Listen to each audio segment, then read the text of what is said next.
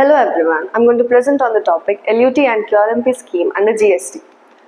LUT, Letter of Undertaking Scheme under GST. In this scheme, it allows exporters of goods and services to export all these goods and services without having to pay IGST at the time of export. So this scheme ensures that exporters do not face a cash flow burden by allowing them to export goods and services without paying tax upfront. So the next step is how to apply for LUT under GST. First, you have to log into the GST portal. Then you have to go to the Services tab, click User Services and select Furnish LUT. From the drop-down list, you have to select the financial year for which the LUT is to be applied. Then you have to enter the details in the LUT form, that is GST RFT 11. Enter the place of filing, click Save and then Preview to verify the correctness of the form. Then you have to sign and submit the form using DSC or EVC. Click the download button to download the acknowledgement. The next one is the key features of LUT scheme. First one is zero rated exports. So the next one is key features of LUT scheme. So the first one is zero rated exports. Here exports are considered to be zero rated as it is exempt from GST. And the next one is LUT instead of IGST payment. Here the exporters prefer LUT instead of paying IGST.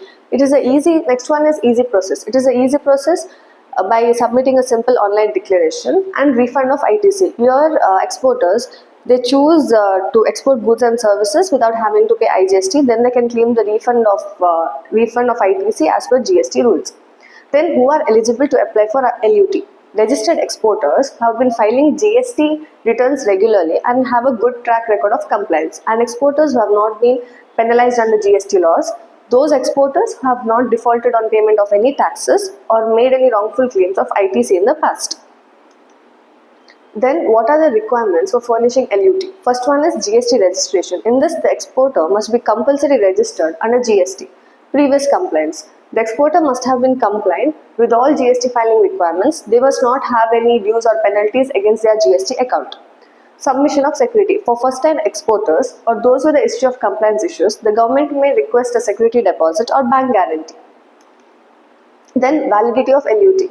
So LUT is valid for a period of 1 financial year. If an exporter intends to continue the benefit of the scheme for the next financial year, then he must apply again before this financial year ends.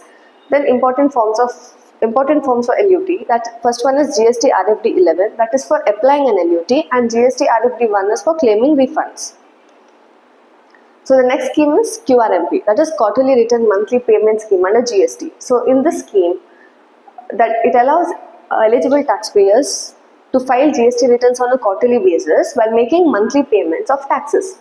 So the scheme was introduced to simplify GST compliance for all those small businesses whose turnover is up to ₹5 crore and ease the cash flow process by reducing the frequency of return filings. Then who is eligible for the QRMP scheme? Registered taxpayers under GST who have a turnover up to ₹5 crore in the preceding financial year. This threshold turnover limit was introduced to benefit all the small businesses and reduce their compliance burden. Businesses that are not under the composition scheme. So it is not applicable to those who have opted for this composition scheme. Taxpayers who are not in default of any tax payments. Taxpayers who have been pending liabilities or compliance issues are not eligible to opt for this QRMP scheme. Features of QRMP scheme. First one is quarterly return filing. In this, 1 and 3B, GSTR 1 and 3B should be filed quarterly, but the payment of taxes should be done monthly, and it is a simple payment process, and monthly challan also should be downloaded. Challenges and considerations. Estimated tax liability. Under the QRMP scheme, the tax payment are based on an estimation which could sometimes lead to discrepancies. Timely payment. Businesses need to ensure that they have to make the monthly payments on time, as delays may attract penalties or interest. Transition to annual return filing. So if the turnover exceeds 5 crore, then they can't apply for this QRMP scheme. They have to switch back to monthly return filing. How does this scheme work? So step 1 is quarterly return filing. In this, GSTR 1 and the GSTR 3B should be filed. GSTR 1 is outward supply return. Businesses need to file their GSTR 1 on a quarterly basis. GSTR 1 is a return that contains details of outward supplies, that is sales, which is made during the year, and for this it should be filed by 13th of the month following the end of the quarter. GSTR 3B is summary return. Here GSTR 3B is a summary of tax payments made and will be filed for every quarter. This return includes the GST liability, including the outward and inward supplies, and the ITC that the taxpayer can claim. So this should be filed by 22nd or 24th of the month following the end of the quarter. Step 2 is monthly payments. So monthly payments should be done in PMP 06 channel. So taxpayers are required to make monthly payments for the tax liability under the scheme. The monthly payment is calculated based on the estimated tax liability. So there are two options for making monthly payments. First one is fixed sum method, the other one is self-assessment method. Fixed sum method is also called as 35% challenge method. In this, if you have filed your last GST 3B quarter, you will get a pre-filled challenge for 35% of the tax amount in the previous quarter. However, if you are a new taxpayer and you have opted out, or if you have opted out of the composition scheme, you cannot access this 35% challenge method.